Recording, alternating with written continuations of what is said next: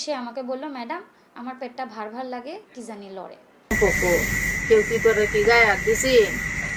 11 বছর বয়সেই এক বুক পাহাড় সম যন্ত্রণা আর পেটে 6 মাসের সন্তান নিয়ে হাসপাতালে শুয়ে আছে ছোট্ট একটি মেয়ে, যে বয়সে তার হেসে খেলে বেড়ানোর কথা ছিল।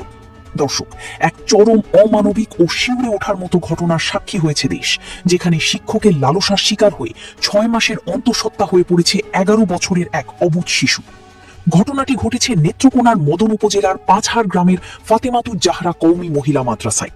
ওই শিশুটির দিনমজুর মা বাবা সিলেটে কাজ করেন, আর মেয়েটি থাকতো নানির বাড়িতে, পড়তো স্থানীয় ওই মাদ্রাসায়।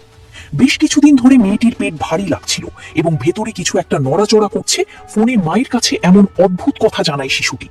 মেয়ের কথা শুনে সিলেট থেকে ছুটে আসেন মা। এরপর চিকিৎসকের কাছে নিয়ে আলট্রাসোনোগ্রাম করালে চিকিৎসকের চোখ ও কপালে ওঠে।